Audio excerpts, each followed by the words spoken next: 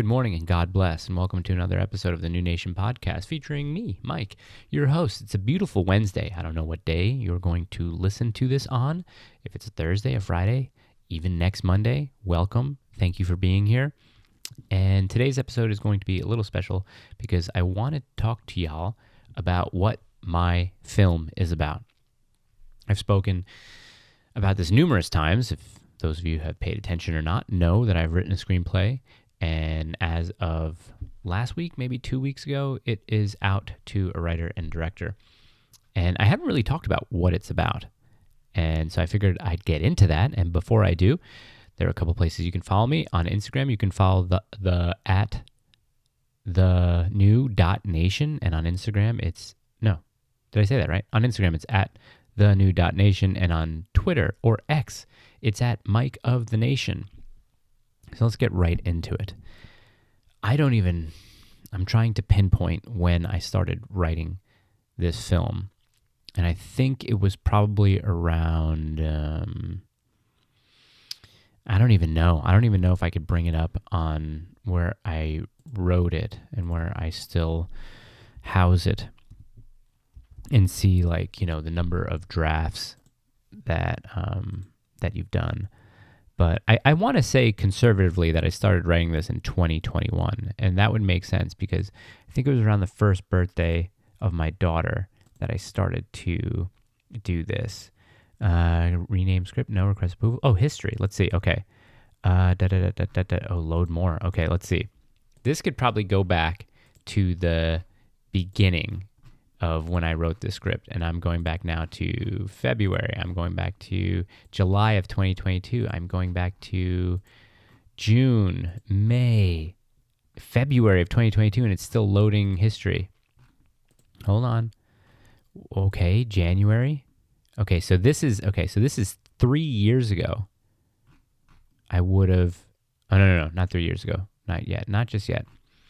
Let's see. I'm loading up history. We're going back to December of 21. Now we're back to November of 21. Wow, I didn't think it was this long. October of 2021? I'm going to say around my daughter's birthday I start writing this. Her birthday is September 5th. So let's see if it goes past. Yeah, July 2021. Whoa. This is no pun intended, but this is a history lesson of my history, of the screenplay's history. I'm still going back to May. We're in May still. This is probably the most boring podcast you've ever listened to. I promise it won't be a minute of this. If it's still in May, and there are a lot of historical tidbits that are happening in May, even in April. I don't think it's older than 2021. March of 2021. Wow. Okay, all right. I guess the first time I opened the script was on 3/5/2021. So almost 3 years ago. Whoa, that is insane. And I started writing it at 9 o'clock at night and was writing up until maybe 10. Okay, so make note of that. What did I just say it was? It was March 9th? March 5th, 2021. Okay, so that would have made my daughter like 6 months. Okay. So I guess the impetus for the idea for the screenplay is my daughter. And I wanted to start it out as a thought experiment because at this point, the first 6 months with her was rough because, I'm a new father. I've never dealt with any of this stuff before. I've never dealt with the endless crying, the sleep deprivation, the regression of sleep, the new eating habits, the diet, the changing of the diapers once they're like 6 months old. So it was something that was, really weighing on me in a new and different way. And I've often told this to new parents who, ask, what is it like? And I tell them it's nothing like you've ever experienced before. Anything that I tell you is not going to prepare you. I can only offer you, a little bit of an optimistic future. That's it, some kind and encouraging words.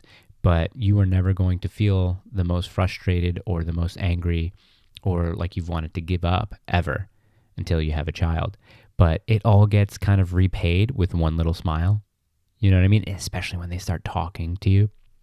Like my daughter's almost 3.5 now, and the way that she says daddy at the end of questions, she'll say, "What's wrong, daddy?" It just breaks your heart. And, the tantrum that she threw, 2 or 3 of them earlier in the day, they kind of disappear when that little voice comes out. "What's wrong, daddy? Are you okay, daddy? Love you, daddy." It totally eliminates all that other stuff. And then it starts back up again the next day. And then you just go through that roller coaster ride, but it is the most rewarding. It helps you grow. It helps you mature. And, not a lot of people can take it. There are a lot of bad parents out there. And, that goes deep. There are wounds there that I understand. But I'm not saying that if you've had a bad childhood, you're going to be a bad parent. I would hope the opposite is true. And, there are plenty of cases where the opposite is true, where children of bad parents and bad upbringings have decided that when they have kids, they're not going to go anywhere near that. And they're not going to replicate any of that behavior that they saw. So they actually turn out to be the best parents. But yes, so March 5th, 2021, nearly 3 years ago, I started writing this screenplay. And I don't want to tell you the title of it. I may have said that on another podcast. But it started out as a thought experiment where I said, if I lost my child, how would I act? How would I think I would act? Would I be able to operate in the world? Would I be able to smile? Would I be able to see my friends, see my family, especially at a young age? So it wasn't like losing like a 20-year-old, 30-year-old child. It was, losing your infant, losing your toddler, something like that. And I think as the script progressed, as I was writing it, the age of the child's character in the movie got older, like my daughter did. And I remember the first time my wife read the completed first draft, she said, "Whoa, why do you want to be thinking about that kind of thing?" So I'll give you an overall premise of kind of like how it started. And I'll give you the script plot as it is right now, and then I'll go back into how it started and how things have changed or developed. So the movie is about a guy who's in his late 30s, who's a former Special Forces operator in the Green Berets, and he's been retired for a couple of years. He works in private security, or he has some sort of ambiguous job in private security or in defense or something like that. And the movie starts 2 months after his wife and daughter were killed in a car accident. And the movie is about a week in this man's life. So 2 months ago, he buried his wife and his daughter, and he actually saves a lot of people in an active shooter situation in a church. And I modeled this after a shooting that happened in Texas. I don't remember where exactly, but the shooting is where a guy entered a church, was being disruptive, took a shotgun out, shot one of the ushers, and then an NRA instructor basically took this guy out with a headshot from about 20 or 30 yards away. So one shot ended it. So I took that, and the guy saves his congregation, his priest, during that active duty shooting, and is lauded. He's called a hero, but he doesn't want any of that admiration. He doesn't want to be called a hero. He feels responsible for the death of his wife and daughter because the night before his wife and daughter got into that accident, he had a bit of an angry outburst. It wasn't a violent outburst. It was just an outburst where he scolded his daughter. And the next day, his wife, who noticed that he had been overworked recently, offered to kind of give him a day at home, a morning home by himself to just kind of relax. And while they're out, they obviously get killed in an accident, in a driving accident. And he feels responsibility. So he carries that guilt around with him, and he's been carrying that guilt around with him for the past 2 months. And the detective who is assigned to the shooting at the church knows him for whatever reason. I don't want to give away how he knows him, but they know each other. She is an older woman, probably like in her mid-50s maybe, who lost her own husband in a tragic scenario 20 years earlier. And the detective questions a lot of reality. She questions if things are coincidental, if things just randomly happen, or if God has designed the world in such a way where people are destined to meet each other, where things are meant to happen. And the main character, he communicates with his wife a lot. And not in a witchcrafty type of way, but in the form of, could they be hallucinations? Could they be actual visions? And there's a bit of flashback in the film, and throughout this, the main character not only questions himself as a man, but he questions his faith.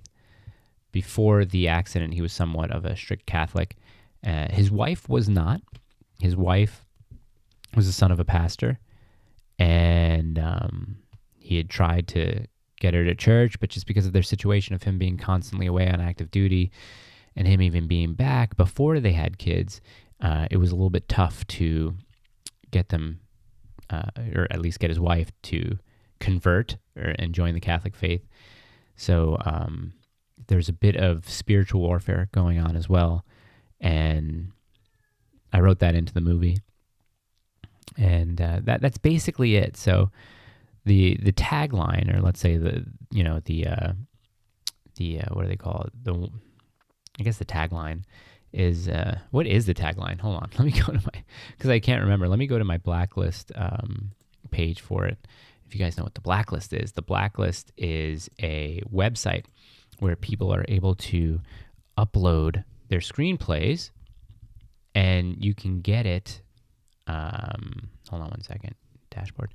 You can get your screenplay evaluated, and the people who evaluate screenplays actually work in the industry. They had to have spent at least a minimum of 1 year on the desk of an agent, of a producer, of a writer, whoever, and then they become agents or producers themselves. And you basically pay to have your script evaluated, and they give you notes. They give you. It's awesome because. So an evaluation is graded on 6 different points: overall premise, plot, character, dialogue, and setting. And when you get those back, it's scored from 1 to 10. So the evaluator is pretty cool because he writes the era, which mine is present, the genre, drama, faith-based drama, and now different evaluators haven't called mine faith-based, although they have. Like some have said, so one says drama, faith-based drama. The other one says drama, faith-based drama, crime drama, family drama, the log line, and now I think they each write their own log lines. So let me give you a couple. This is one of, this was, I think, the last evaluation they did back in November. An Army veteran struggling with the loss of his wife and daughter stops a gunman from an attempted mass shooting at his church, drawing unwanted attention and praise while bringing his guilt over his wife and daughter to the surface. Another log line says this. Now this guy, he graded my dialogue a little bit worse, but he liked the premise. As he continues to navigate the death of his wife and child, the grieving man becomes a town hero, and he makes a unique connection with a wise detective in town. Don't really like that all that much. Let's see what this logline says. While grieving the loss of his wife and child, an Army veteran is suddenly plunged into the spotlight when he saves a priest from a gunman and crosses paths with a detective who has a past of grief herself. I like that one. Let's see another one. I've only done 5 evaluations. Logline, this is shorter. A man deals with the trials and tribulations of the grieving process. Yes. And honestly, that logline, even though it's the shortest one, it doesn't give you too much of the plot. That's generally what I set out to do. How would I grieve? If this situation happened to me, how would I grieve? And I mean, we don't know. I would like to think that this is the way that I would grieve. People grieve differently. So I sort of set this one out. This was probably the best evaluation that I had out of all of them as far as points. But this logline is short too. A haunted widower becomes an unexpected hero when he foils a mass shooting. Let's read what his strengths are. And this was the first evaluation that I had back in July of last year. So, the drafts have changed. So, we can read just to see what this says. Let's read what it says. Okay. You want the prospects or the strengths? It's a heartfelt and heartbreaking script with an enormous depth of human empathy and wisdom on top of it. The premise is deceptively simple, but the people involved... What? Daddy cut my blueberry muffin. I got to cut your blueberry muffin? Yeah. Okay. Isn't that cute?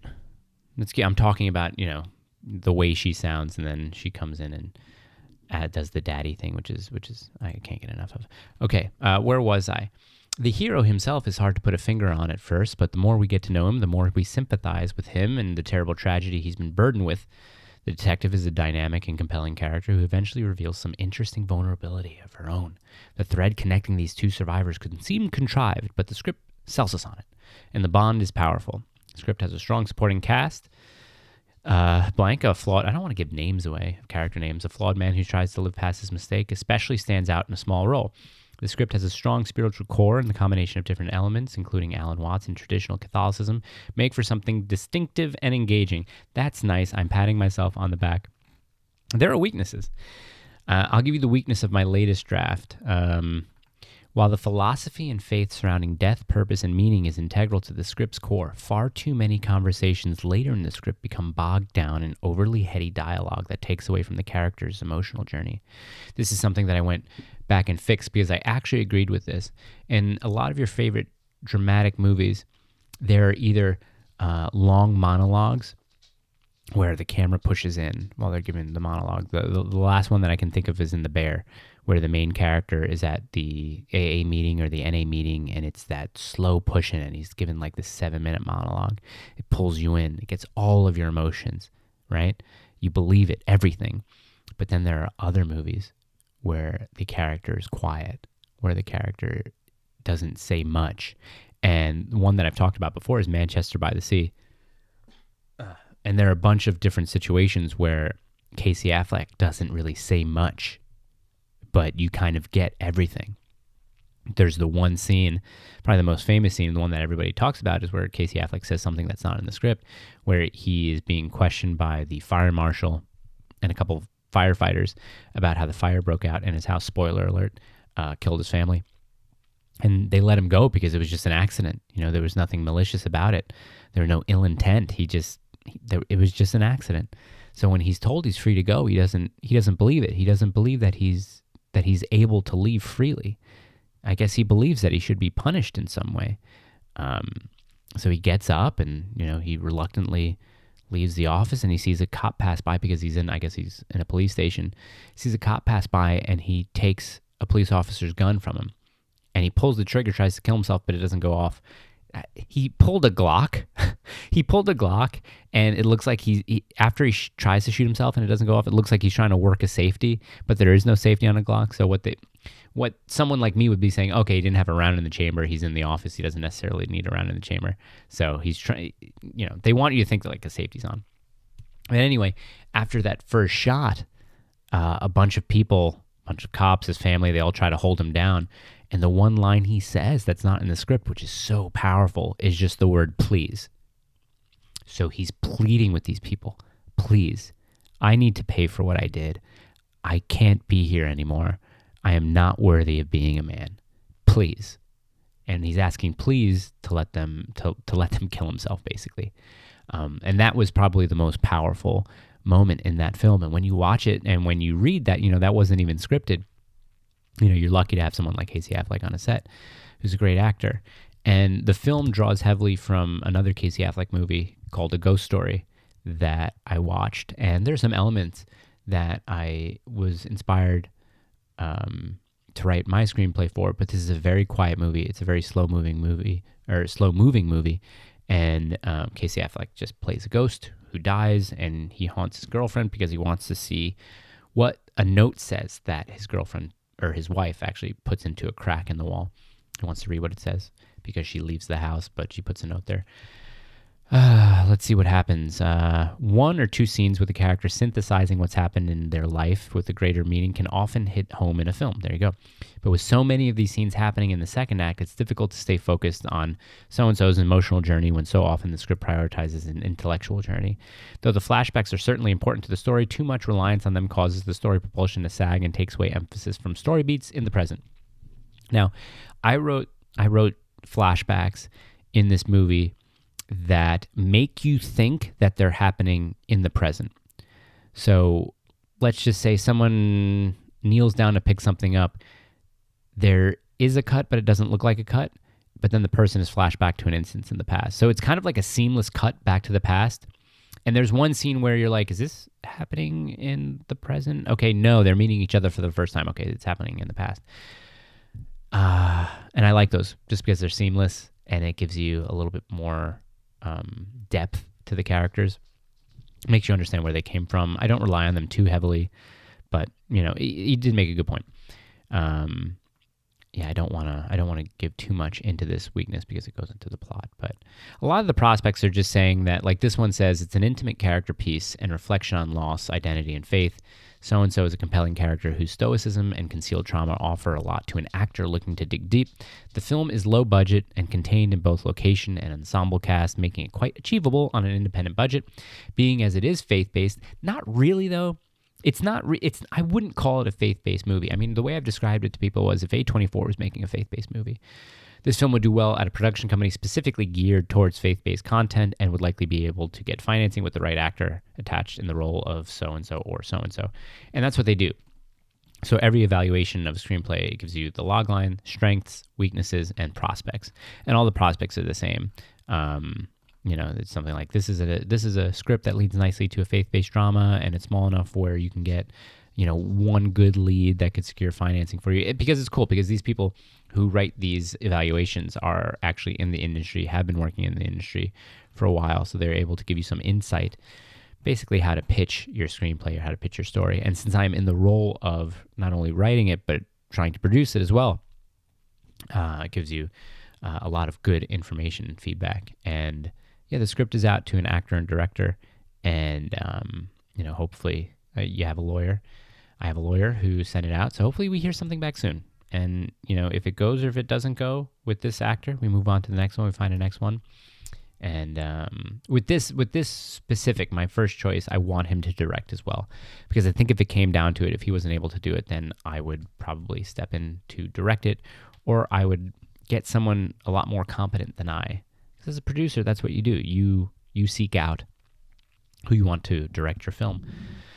So, and obviously budget, if I'm able to, you're basically able to secure financing if you have an actor attached, and depending on who the name is, you can get a bigger budget. But let's talk about, the sort of evolution of this screenplay. Because when I first started out back in March of 2021, nearly 3 years ago, the story was different.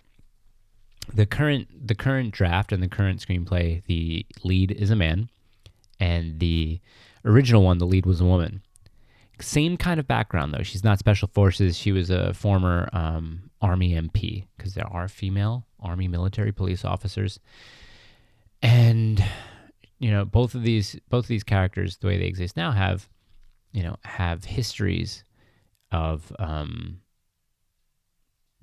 frontline experience in the military, of combative experience in the military. The MP not so much. Her storyline was more of a defensive role, because she's stationed overseas at bases in Iraq and Afghanistan. They definitely got hit, so it would be no surprise if she would to receive contact as a military police officer. The reason why I changed it doesn't really have to do too much with the military background, but I changed it because I don't know how to think as a woman. Right? I want it to be as real as possible, and obviously, I can't think of a combat veteran special forces person either, but I can think like a man, I can think like a husband, and I can think like a father. That other stuff that I mentioned, I drew upon, and I contacted some people who were former special forces, and I just wanted to really ask them more about their combative experience, whether they did see a lot of combat, whether they did see emotional tolls on themselves and on their compatriots. And I just wanted to get a little bit of more insight on that. But the spiritual and the sort of stoic nature of the character I drew for myself. And I at first I wanted to maybe have the screenplay stand out against others and write one with a strong female lead, because I wanted to, attach a little bit of wokeness to it, but in a way where it wasn't woke. The only aspect of wokeness would have been, oh, she's a woman, like that. That's it. And you see there are plenty of movies that have women who've experienced grief, loss, and traumatic experiences, violent traumatic experiences. But I don't know. I didn't really know how to write her well, if that makes any sense. Like, I wrote her like I would speak.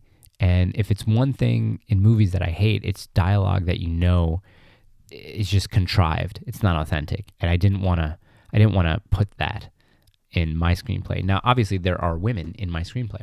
There is the wife of the main character. There is the detective. So basically, in the original draft and the original idea, it was the main character was a female and the detective was a male. I switched those. So now it's male main character and female detective. And I made her older, and I made her a little bit more edgy, I guess. I gave her a little bit more masculinity, because she remains unmarried after her husband is killed 20 years prior. So I felt like I was able to give her a little bit of edge and a little bit more authenticity. The wife, I drew on a lot of aspects from my wife. The people around us, same thing. And I think it was a good exercise because I would experience things throughout the past 3 years where I would say, ooh, okay, that's good inspiration for this. Let me go back in here and let me write this.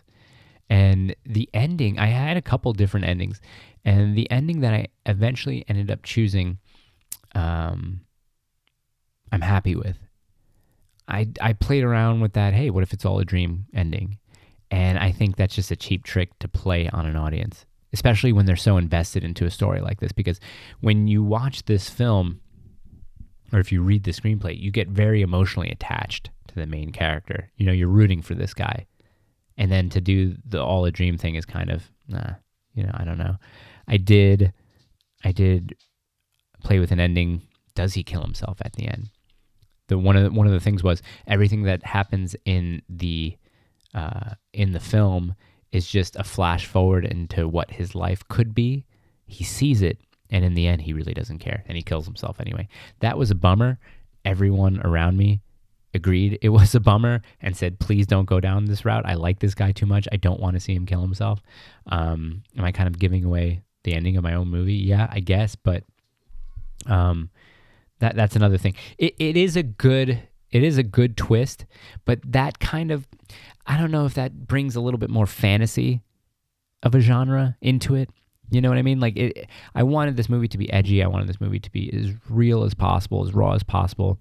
And one of my main ideas for this movie is to be as quiet as possible. I did write a lot of dialogue. It's 101 pages, which, roughly if you do a minute a page, it's, an hour and 40 minutes. But I want this movie to be really quiet. And I've always wondered how I would sit down with, let's say I get my dream actor and director. It's tough because if I explain to him everything I want this movie to be, I'm sure his response would be, why don't you direct it? And I spoke to a buddy of mine who's a writer-director, and he's done some really amazing shorts. He wrote and directed a feature in indie years ago, but his shorts are so good recently, and I actually co-wrote one of the shorts with him. Actually, if you go on Nowness, I'll include a link in the Spotify. I don't know if it'll show up, but I'll tell you what to search, and you can listen to it now. If you go on to nowness.com and search a short Julie last name, my buddy Alex wrote and stars in it, and I did a short with him, the last short before Julie last name. Is it the last one before Julie last name? It might be. It's called First Date. I co-wrote that one, and he was saying, why don't you direct it? This guy might not want to direct himself, the actor who I get. Like, he might not want to do that. And I just said, well, Bradley Cooper, a lot of people are going to look at Bradley Cooper now, this writer-director who did Maestro, and maybe he wants to direct himself because the actor who I reached out to wrote and directed his first feature not too long ago. And I'll tell you who it is. It's Logan Marshall Green. He directed this brilliant indie called Adopt a Highway starring Ethan Hawke. It's a short movie. It might be an hour and 20 minutes. It might be an hour and 30 minutes. If you can, I think it's $2.99 on Amazon, $3.99 on Amazon. Do yourself a favor and watch it. Logan tells a story of how he wanted to write his first feature, and his agents and people around him were kind of trying to get him to write something sexy, right? Something edgy, write something violent. And he didn't want any of that. Logan, is a father as well of some young children. So he went the opposite route. So Adopt a Highway is about a guy who spent 20 years in prison in California, I think on like his third strike for drug charges or whatever, but a non-violent criminal played by Ethan Hawke. He gets out of the system in like 2012 or something like that. It takes place a couple years ago in the past. Not in the past, but in 2012. It came out in 2018 or 2019.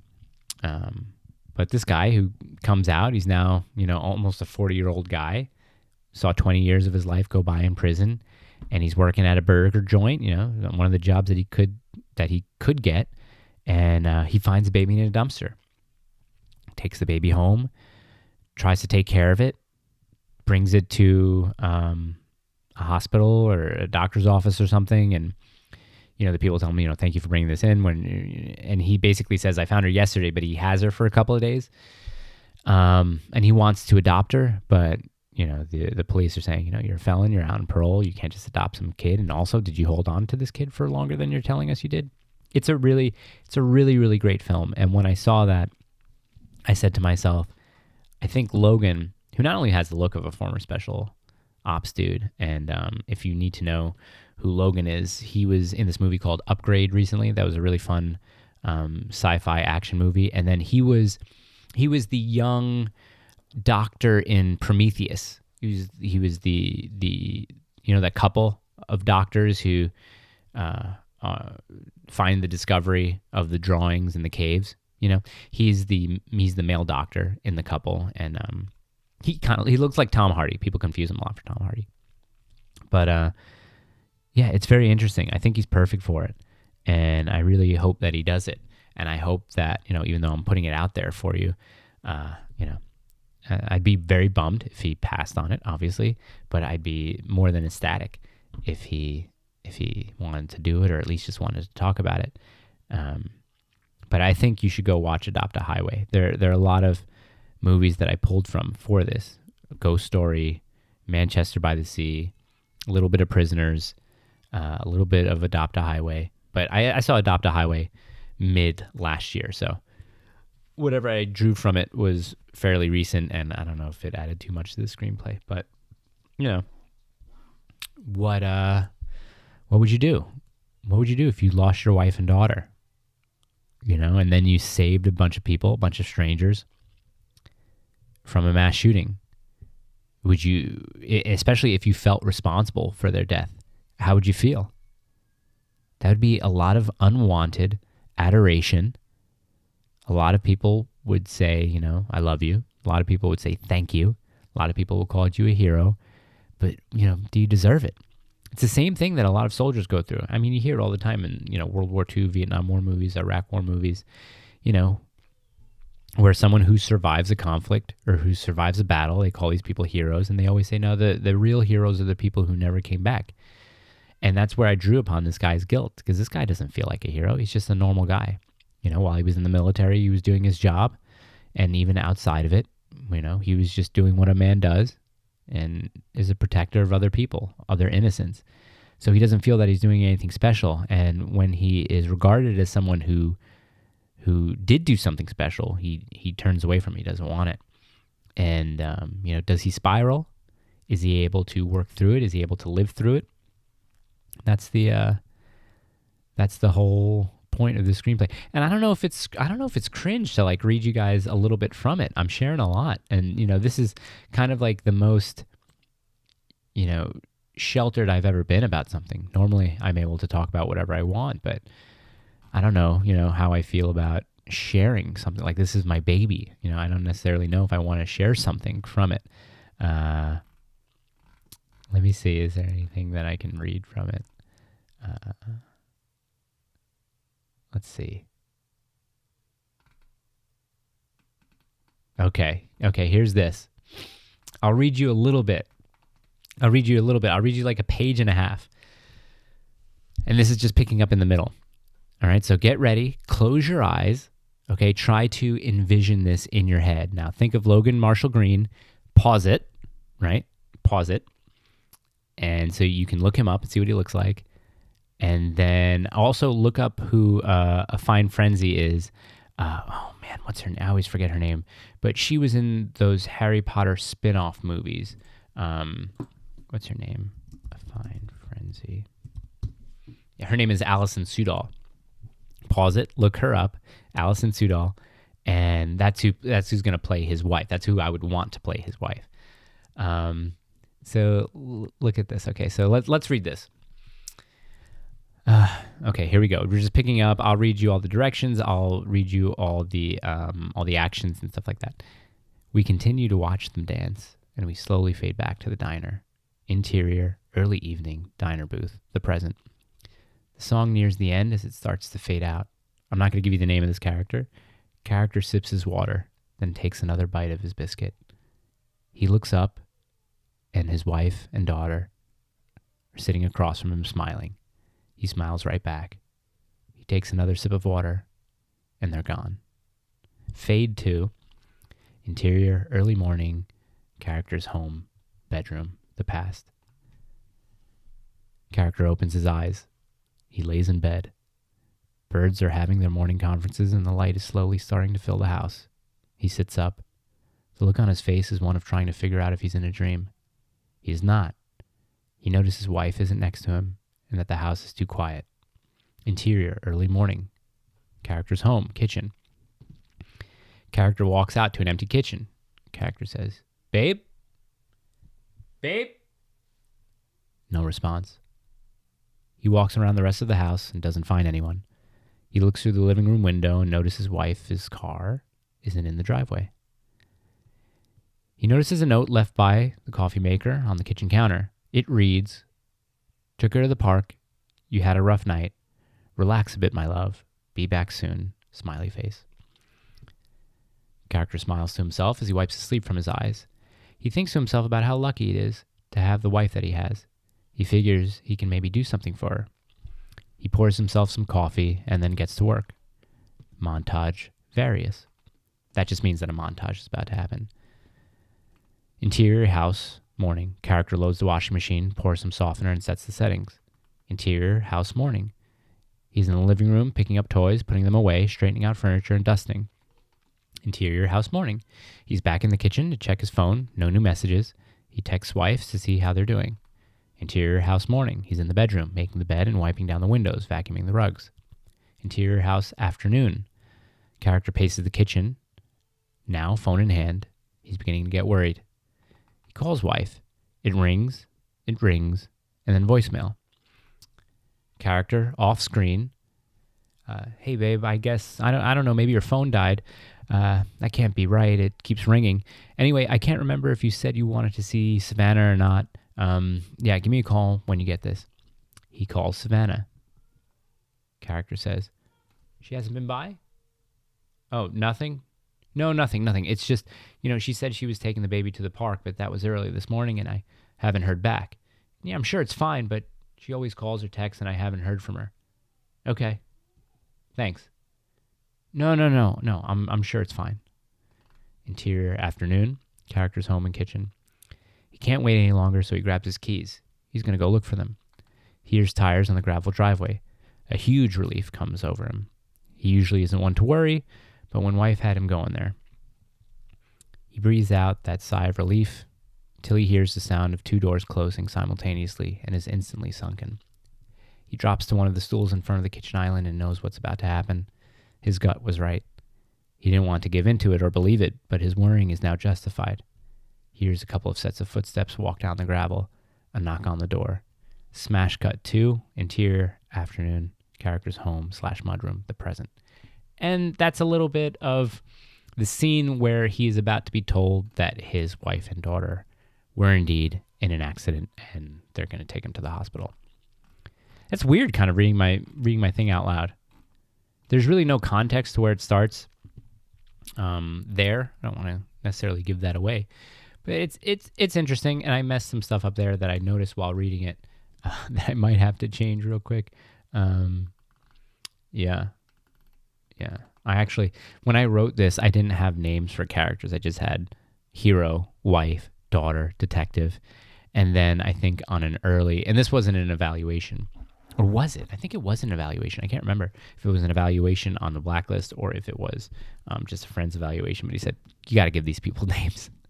I said, yeah, I'm not really too invested in their names right now. And a lot of it will be projected from my own, personal life. So I'm not good at coming up with names. He said, just do it. Just put names. They're obviously not concrete. So I put names there. Yeah, that's it. The Catholicism in it is interesting because at first, with the draft with the woman playing the lead, it wasn't necessarily faith-based, or there was no faith foundation to it. It was just, a story about grief. But with him, and obviously it wouldn't be, because I started writing this in 2021, and it wasn't until late 2021 or even the next year that I started to get back into Catholicism and came back heavy into the church and zealously into the church. So during the progression of the screenplay, I brought faith back into it. So there are some Catholic references to it. There's some Catholic references on anger and on grief and on loss. And the priest has a minor, maybe you can call it a supporting role. I don't know if it's necessarily supporting, but he expounds on that. There is a scene in a confessional that is powerful. And the last, not the last line, but a very important line of the film that our main character utters, is a Latin prayer. And I don't know. I think it could be a good film. I think it could be a good movie. I think you guys would like it. And I hope that I could put it out soon. So thank you for listening to this episode of this podcast where I tell you what my movie's actually about. And feel free to DM me, email me, and let me know if you think it's a winner or if you think it's a loser. I don't mind. I obviously won't take that criticism personally. Goodbye.